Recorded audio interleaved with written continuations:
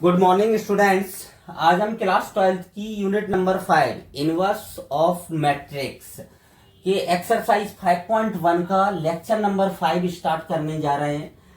Lecture number 4 में हमने question number 7 तक कंप्लीट कर लिए थे। आज हम क्वेश्चन नंबर 8 से स्टार्ट कर रहे हैं। सो ध्यान से देखेंगे सभी स्टूडेंट। मोस्ट क्वेश्चन है ये। हमें क्या दिया है? यदि ए मैट्रिक्स दिया है 2 कोटि का, कितनी कोटि का दिया है? 2 कोटि का। हमें ये प्रूव करना है A transpose into A inverse equal to this. आप लोगों को याद होगा हमने इस टाइप का एक क्वेश्चन उसमें 3.2 में किया था, tan अल्फा के टर्म्स में। सो ध्यान से देखें सभी स्टूडेंट। सबसे पहले तो हम इसका इनवर्स फाइंड आउट करेंगे। इनवर्स निकालने के लिए सबसे पहले आप डिटर्मिनेंट निकालेंगे। सो 1 और प्लस का क्या आ जाएगा? tan square alpha. मतलब डिटर्मिनेंट ऑफ ए की वैल्यू आ गई 1 प्लस tan स्क्वायर अल्फा। अब हम सेकंड निकालेंगे। इसके क्या निकालेंगे? सेकंड कोफैक्टर्स निकालेंगे। क्या होता है? Cij बराबर -1 की पावर i प्लस j और Mij। Cij की वैल्यू निकालेंगे। अब ध्यान से देखेंगे C11 -1 की पावर 1 प्लस 1 और M11 -1 की पावर 2 हो गया पॉजिटिव, M11 पहली पंक्ति और पहला स्तंभ। सो क्या आ जाएगा आपके पास? 1 आ जाएगा। C12 की वैल्यू क्या आएगी? -1 की पावर 1 प्लस 2 M12। नेगेटिव हो जाएगा पहली पंक्ति और दूसरा स्तंभ, -tan अल्फा और -1। सो क्या हो जाएगा आपका? प्लस का tan अल्फा आ जाएगा। सभी स्टूडेंट ध्यान से देखते चलेंगे। C21 की वैल्यू निकालेंगे तो -1 की पावर 2 प्लस 1 और M21 वापस नेगेटिव होगा। दूसरी पंक्ति पहला स्तंभ tan अल्फा माइनस और आ जाएगा। सो क्या हो जाएगा? माइनस का tan अल्फा। अब C22 की वैल्यू निकालेंगे। C22 -1 की पावर 2 प्लस 2 M22 पॉजिटिव होगा। दूसरी पंक्ति दूसरा स्तंभ क्या आ जाएगा? 1। सो आपके पास आपने सारे सेकंड निकाल लिए हैं। अब हम एडजॉइंट ऑफ ए मैट्रिक्स निकालेंगे। सो ध्यान से देखेंगे। एडजॉइंट ऑफ ए क्या होता है? सभी स्टूडेंट को मालूम होना चाहिए। C11 C12 C21 और C22 का क्या होता है? आपका ट्रांसपोज। सो हम इसका ट्रांसपोज करके ये एलिमेंट रखेंगे। सो आपको मिलेगा 1 tan alpha minus tan alpha और यहां पर क्या आ जाएगा? 1।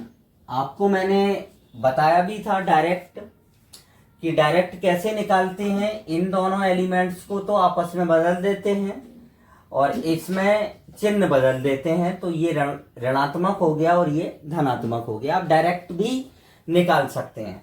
अब हम निकालेंगे ए इनवर्स की वैल्यू। ए इनवर्स इक्वल टू क्या होता है? एडजॉइंट ऑफ ए अपॉन सारणी के। और सारणी के की वैल्यू आपके पास क्या आई थी? 1 प्लस tan स्क्वायर अल्फा। सो इसमें 1 प्लस tan स्क्वायर अल्फा से हम भाग लगा देंगे। सो 1 upon 1 plus tan square alpha और ये मैट्रिक्स अपनी जगह। सो ये आ गया आपका ए इनवर्स। अब आपको निकालना क्या है? A transpose into A inverse. So A transpose into A inverse बराबर। ध्यान से देखेंगे। ए ट्रांसपोज इनटू ए इनवर्स, तो इसको तो आप बाहर कर लें। बाहर चल रहा है तो 1 प्लस tan स्क्वायर अल्फा, ये अपनी जगह। अब हम ए का ट्रांसपोज निकालेंगे। ए का ट्रांसपोज 1 माइनस tan अल्फा और ये आ जाएगा 1 और साथ में ए इनवर्स क्या आ जाएगा? 1 tan alpha minus tan alpha और ये आ जाएगा 1। अब इनका आप मल्टीप्लाई करें। सो सभी स्टूडेंट ध्यान से देखेंगे। 1 upon 1 plus ten square alpha, 1 का 1 में 1 और 1 माइनस टेन स्क्वायर हो जाएगा। ये 1 का टेन अल्फा और टेन अल्फा मतलब माइनस का 2 टेन अल्फा आ जाएगा। टेन अल्फा का 1 में तो मतलब ये आ जाएगा 2 टेन अल्फा, और यहां से निकालेंगे तो ये आ जाएगा 1 माइनस टेन स्क्वायर अल्फा। अगर अब आप इसमें भाग लगाते हैं सभी एलिमेंट में, तो 1 minus ten square upon 1 plus ten square किसका फार्मूला होता है? कॉस 2 अल्फा का। सो यहां पर आ जाएगा कॉस 2 अल्फा, यहां पर माइनस लगा है तो माइनस का साइन 2 अल्फा का फार्मूला बनेगा। ये भी साइन 2 अल्फा का फार्मूला बनेगा, और ये क्या किसका फार्मूला बनेगा? कॉस 2 अल्फा का। यही आपको क्या प्रूव करना था। अच्छा क्वेश्चन है, मोस्ट क्वेश्चन है, सभी स्टूडेंट ध्यान से समझें और इसको नोट करें। क्वेश्चन नंबर 9 बहुत ज्यादा मोस्ट क्वेश्चन है, और इसी की तरह बिल्कुल सेम क्वेश्चन नंबर 10 है जो आपको सॉल्व करना है। सबसे पहले तो मैं आपको बता दूं, ए स्क्वायर माइनस 6 है प्लस 7i। यहां आपकी बुक में 17 की जगह 7 दिया है, सो आप उसको सबसे पहले 17i कर लें, तभी आपका आंसर आएगा, अदरवाइज नहीं आएगा। ध्यान से देखना, हमें एक मैट्रिक्स दिया है 2 कोटि का। पहले हम इसको प्रूव करेंगे कि ये एक शून्य मैट्रिक्स है। यहाँ ये 0 नहीं होता है, इसको हम ओ बोलते हैं, नल मैट्रिक्स या शून्य मैट्रिक्स को संतुष्ट करता है। और ए इनवर्स भी ज्ञात करना है, साथ में क्या ज्ञात करना है? A inverse. सो सभी स्टूडेंट ध्यान से देखेंगे। सबसे पहले हम ए स्क्वायर की वैल्यू निकालेंगे। सो ए स्क्वायर बराबर क्या लिखते हैं हम? ए इंटू ए। सो ए को हम 2 बार लिखेंगे, 2 माइनस 3 और 3 4, और ये आ जाएगा 2 माइनस 3 3 4। मल्टीप्लाई करेंगे सो कितना आ जाएगा? 4, 4 में से 9 जाएगा, माइनस का 5 आ जाएगा, माइनस 6 और माइनस 12, माइनस 6 माइनस 12 कितना आ गया? माइनस का 18। 3 इंटू 2 6, 6 और 12 मतलब कितना आ जाएगा? प्लस का 18, माइनस का 9 और प्लस का 16। 16 में से 9 जाएगा तो प्लस का कितना आ जाएगा? आपके पास 7 आ जाएगा। ये आ गया आपका किसका मान? ए स्क्वायर का। अब हम इसकी वैल्यू निकालेंगे सीधा। ए स्क्वायर माइनस 6 से प्लस 17i इक्वल, ए स्क्वायर की वैल्यू क्या आएगी आपके पास? -5 माइनस 18 प्लस 18 और प्लस 7, माइनस का 6a, ए की वैल्यू रख दो 2 माइनस 3 3 और ये 4, और यहां पर आ जाएगा प्लस का 17i। आई मतलब इकाई मैट्रिक्स 1 0 0 1। अब आप देखें ध्यान से सभी स्टूडेंट, -5 माइनस 18 18 और ये 7, माइनस 6 से गुणा कर दें तो 12 माइनस 18 18 और प्लस 24, और यहां पर 17 से अगर आप गुणा कर दें तो 17 0 और 0 17, ये आ गया आपका। अब आप जोड़ें 12 और 5 17, माइनस 17 प्लस 17 कितना आएगा? 0 0।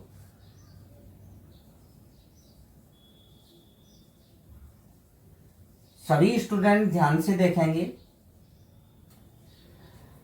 ये कितना आ जाएगा? 0 0 0, minus 18 plus 18, minus minus plus, plus 18 तो ये भी क्या आ गया? 0। 18 माइनस 18 0, 7 में से 24 जाएगा, माइनस 17 बचेगा और प्लस 17 क्या आ जाएगा? 0। मतलब ओवरऑल ये क्या मिल गया आपको? शून्य मैट्रिक्स मिल गया। अब एक पार्ट ये प्रूफ हो गया। अब हमें क्या करना है, इसमें इनवर्स का मान निकालना है। सो इसमें हम अलग टाइप से इनवर्स निकालेंगे। इस क्वेश्चन में सभी स्टूडेंट ध्यान से देखेंगे इनवर्स निकालने का method A square minus 6a plus 17i equal to null matrix है। हमने ए इनवर्स से गुणा करने पर, ए इनवर्स से जब हम गुणा करेंगे दोनों साइड, सो ए इनवर्स ये ए स्क्वायर है तो यहां पर क्या बचेगा ए माइनस 6, ये आ जाएगा ए इंटू ए इनवर्स और plus 17i into A inverse और इक्वल टू में नल मैट्रिक्स। अब ए इंटू ए इनवर्स क्या होता है आपका आई होता है, मैं पहले ही आपको बता चुका हूं, तो ये आ गया 6i और ये 17i एक यूनिट मैट्रिक्स होता है, इसको हटा दिया बराबर 0। तो अब हम इन दोनों को उस तरफ लेके जाएंगे पक्षांतर करके, तो 17a इनवर्स इक्वल टू क्या आ जाएगा 6i माइनस ए आ जाएगा, 6i माइनस ए। तो अब हम 6i की अगर आप वैल्यू निकालते हैं तो 6i इक्वल टू क्या आ जाएगा 6006 और ए की वैल्यू आपको क्या दी है पहले से ही 2 माइनस 3 और 3 4, इसमें से इसको सब्ट्रैक्ट कर दो, 17 से भाग लगा दो, तो 17 से भाग लगा दिया तो 1/17 तो यहाँ आ गया, 6 में से 2 जाएगा 4, 0 में से माइनस और ये माइनस प्लस तो ये 3 हो जाएगा, ये माइनस का 3 हो जाएगा और 6 में से 4 जाएगा तो कितना बचेगा 2। ये आपका क्या आ जाएगा ए इनवर्स आ जाएगा। सो जब भी इस टाइप के क्वेश्चंस दिए रहते हैं और हमें इनवर्स निकालना होता है तो हम इस तरीके से इनवर्स निकालते हैं। अच्छा क्वेश्चन है, मोस्ट क्वेश्चन है, सभी स्टूडेंट इसको ध्यान से करें और इनवर्स निकालना जरूर सीखें। इसका क्वेश्चन नंबर 10 आपको सॉल्व करना है क्योंकि बिल्कुल सेम इसी टाइप का क्वेश्चन है आपको, सो वो आप सॉल्व करेंगे। आप इसको अब नोट करें। अब हम एक्सरसाइज 5.2 की थ्योरी डिस्कस कर रहे हैं। सबसे पहला आता है सारणिकों के अनुप्रयोग, application of derivatives, application of determinant पर डिस्कस करेंगे। तो सबसे पहला आता है त्रिभुज का क्षेत्रफल, त्रिभुज का क्षेत्रफल, area of triangle, area of triangle. सभी स्टूडेंट ध्यान से देखेंगे, यदि त्रिभुज के शीर्ष ए x1, y1, b शीर्ष है आपका x2, y2 और c शीर्ष है आपका x3, y3 हाँ तो त्रिभुज एबीसी का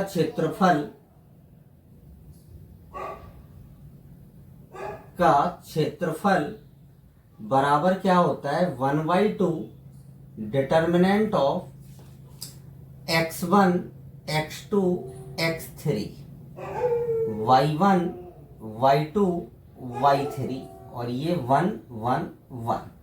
आपको ये याद रखना है। इसी का एक फार्मूला और होता है, इस पर मॉड होता है, पूरे फार्मूले पर क्या होता है मॉड, क्योंकि क्षेत्रफल कभी भी ऋणात्मक नहीं होता है, एरिया ऑलवेज पॉजिटिव होता है। कैसा होता है पॉजिटिव। इसी का ही एक फार्मूला और होता है आपका 1/2, इसको ही सॉल्व करके बनाया जाता है 1/2 x1 y2 minus y3 x2 y3 minus y1 और x3 y1 माइनस y2। ये भी एक ये इसी का ही दूसरा रूप है। ये एक्सपेंशन कर दिया, प्रसार कर दिया आपने, सो ये आ जाता है। आप कोई भी फार्मूला यूज कर सकते हैं, बट ये याद रखना है कभी भी क्षेत्रफल ऋणात्मक नहीं होता है और क्षेत्रफल को स्क्वायर यूनिट में लेते हैं, वर्ग इकाई लगाना मत भूलिएगा। अब नोट आता है सबसे पहले इसमें क्या आता है, क्षेत्रफल सदैव धनात्मक होगा। क्षेत्रफल सदैव कैसा होगा, धनात्मक होगा, फर्स्ट कंडीशन। सेकंड आती है, यदि ए बी सी संरेखीय हैं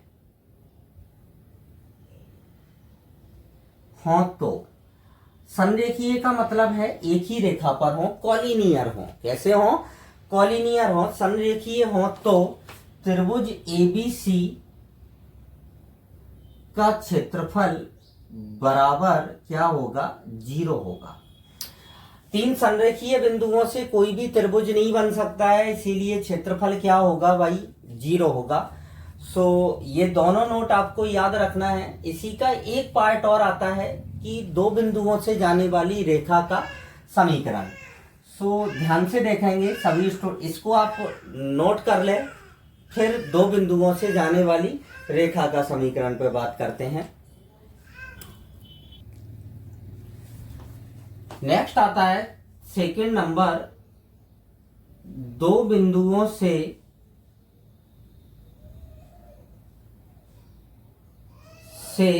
जाने वाली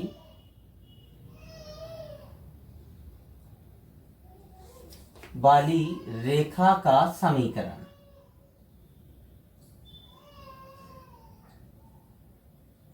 दो बिंदुओं से जाने वाली रेखा का समीकरण भी आपको क्वेश्चन है इसमें। मैंने मान लिया, माना ए बिंदु है आपका जिसके कोऑर्डिनेट्स हैं x1, y1, और बी बिंदु है x2, y2।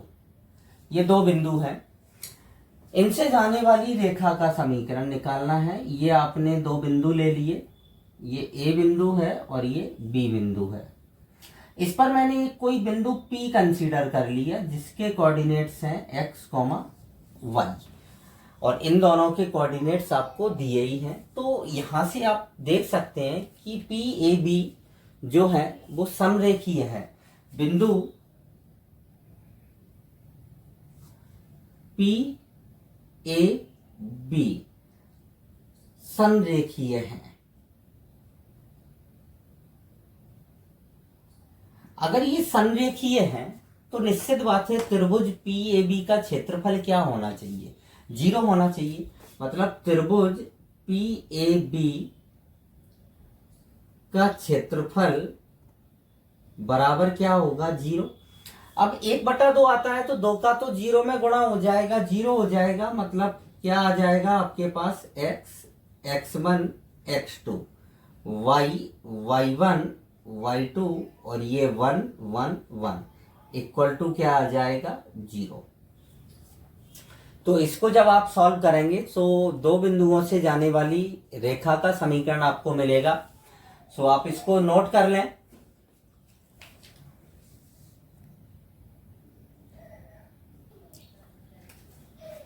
आज हमने लेक्चर नंबर 5 में 5.1 एक्सरसाइज कंप्लीट हो चुकी है हमारी।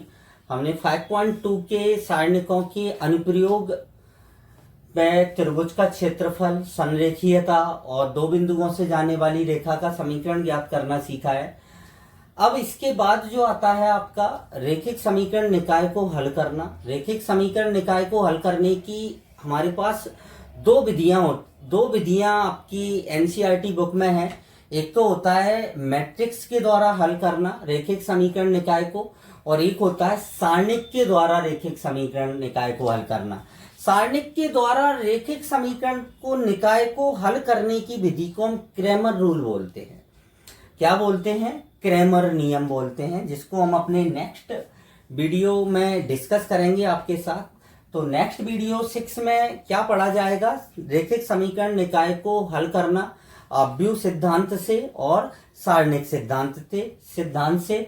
और ये भी हम साथ में देखेंगे कि कभी कोई निकाय कब संगत होता है, कब असंगत होता है, और संगत कंसिस्टेंसी और इनकंसिस्टेंसी पर आपका जेईई मेंस में क्वेश्चन पुट अप हो जाता है।